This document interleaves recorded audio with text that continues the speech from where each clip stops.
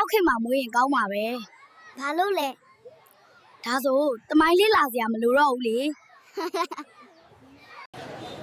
ညီမလေးစကရက်နဲ့မချစ်ရှိလား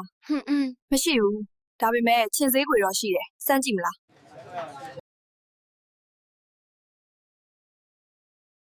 ကျမသူ့ကိုလက်မထက်ချင်ဘူးသူကငရဲပြီကိုတော့မယုံဘူးဘာသာတရားလည်းမကိုင်းဆိုင်ဘူးစိတ်မပူပါနဲ့နင်နဲ့လက်ထပ်ပြီးရင်သူငရဲပြီကိုယုံသွားမှာပါနတ်သမီးတယောက်ဖြစ်ပါရစေနတ်သားများစွာနဲ့အတူနတ်သမီးလေးကျွန်တော်တို့နဲ့အတူလိုက်ခဲ့ပါခဏလေးနားခွင့်ပေးပါအောင်စီးသွားခြင်းလို့ပါ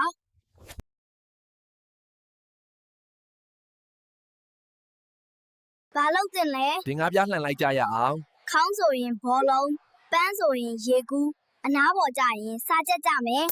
နတ်သမီးလေးဖြစ်ခွင့်ပေးပါနတ်သားတွေအများကြီးနဲ့ဝိုင်းရံခွင့်ပေးပါခဏလောက်အနားယူခွင့်ပြုပါစီးသွားဖို့လိုတယ်